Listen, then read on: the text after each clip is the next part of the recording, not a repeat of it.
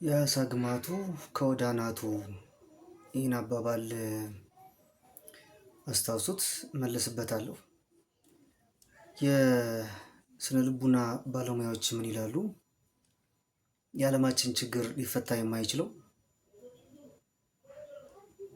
ችግረኞቹ ወይም ጸበኞቹ ወይም ችግሩን ለመፍታት የሚፈልጉት አካላት በሙሉ የሚነጋገሩት በችግሩ ስር ስላልሆነ ነው፣ በችግሩ መሰረት ስላልሆነ ነው ይላሉ። እውነት ነው።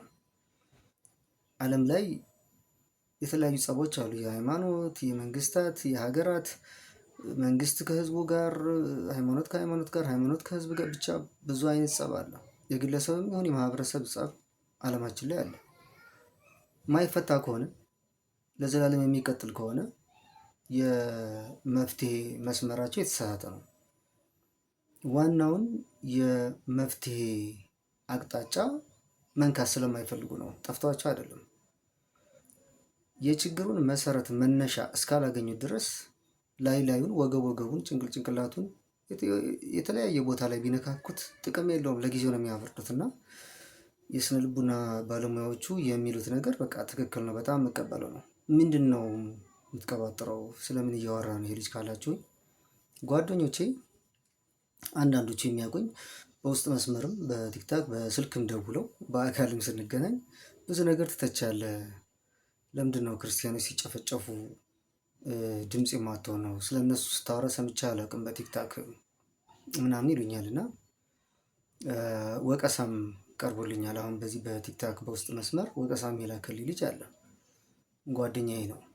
ለምን አርሲ አርሲ፣ ለምን እንትን ወለጋ ወለጋ የሆነ ነገር ለምን አላልክም አይነት ነገር ነው። እና ቅድም የነገርኳችሁ መግቢያ ላይ የተናገርኩት ነገር በጣም ወሳኝ ነው። ለዚህ ስለ አርሲ፣ ስለ ወለጋ፣ ስለሆነ ቦታ፣ ስለ ጊዜያዊ ግጭት ብናገር ምንድን ነው ጥቅሙ?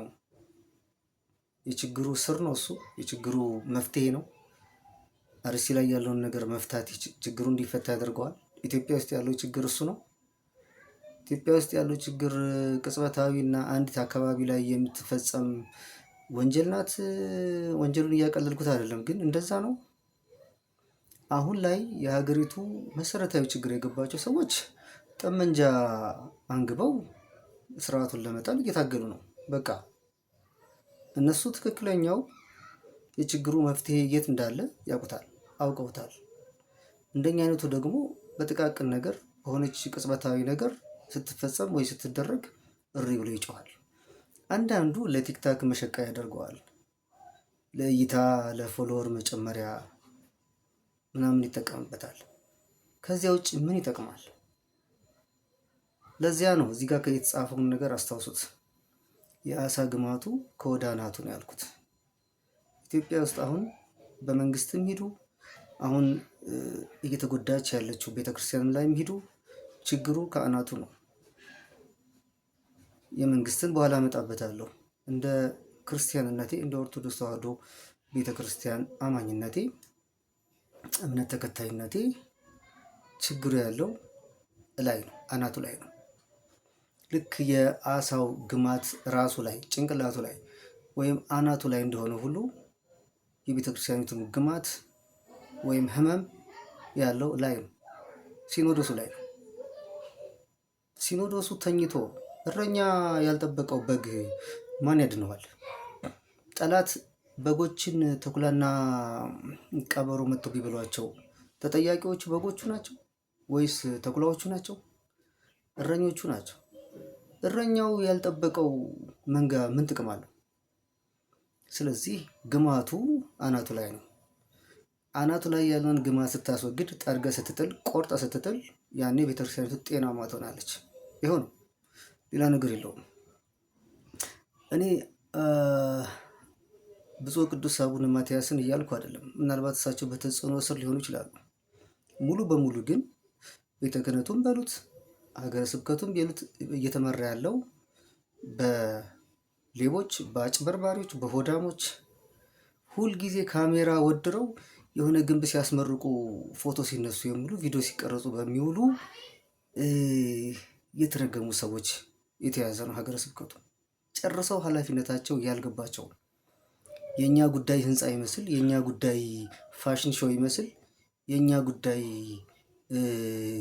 እንትን ምንድን ነው የሆነ ግንብ ማስገንባት፣ ኪራይ ምናምን መሰብሰብ እሱ ይመስል እሱን ያሳዩናል። የጳጳሳት ስራ እሱ አይደለም፣ በፍጹም እሱ አይደለም። ስለዚህ በሌቦችና በአጭበርባሪዎች ላይኛው ስለበሰበሰ የአሳው ግማት እንደጠነባ ሁሉ የቤተ ክርስቲያኒቱም ራስ ስለበሰበሰ ጠባቂ የለንም።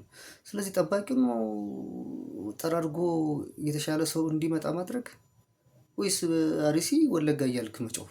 የቱ ነው የሚሻለው?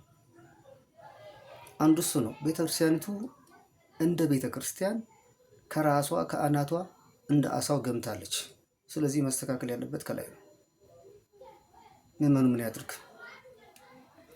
ሁለተኛው እንደ ሀገር ነው። ቆይ እኔ ግርም የሚለኝ የምትጮሁ ሰዎች፣ ለአርሲ ፍትህ፣ ለምናምን ፍትህ፣ ለእንትና ፍትህ እያላችሁ የምትጮሁ ሰዎች እንዲህ ጩኸት እኮ እንዲህ ነው። ሳያውቅ ቀርቶ ነው እንዲህ 10 ጊዜ የምትጮሁት? በቃ እየሰማ እኮ የራስ ጉዳይ ብለዋል። የራስ ጉዳይ አያገባኝም፣ የራስ ጉዳይ እንደፈለግ እዚያው ብለዋል። በአፉ ባይልህም በቃ ዝም ካለ ሆን ተብሎ እየተደረገ ያለ ነገር ምን ያስጨዋል? ምን ያስጨዋል? እንደ ማንኛውም እየታገለ እንዳለ አካል አንተ ሳትታገልም ምን ያስጨዋል?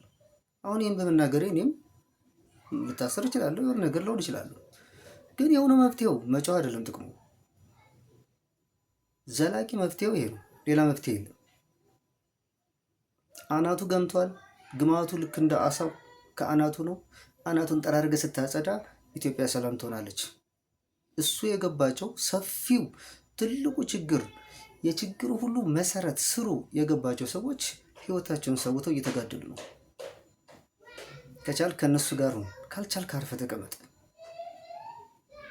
እና እኔ ዝም ብሎ በጥቃቅን ነገር የምጮህ ሰው አይደለሁም። እንደዚህ አይነት ሰው አይደለሁም። ዋናው ችግር የት እንደሆነ ገብቶኛል። የምሞግተውም እምተቸውም ያንን ዋናውን የገማውን አናት ነው። ችግሬ ከዛ ነው። ለማንኛውም ከገባችሁ ገብቷቸዋል፣ ካልገባችሁ ምንም ላደርጋችሁ አልችልም።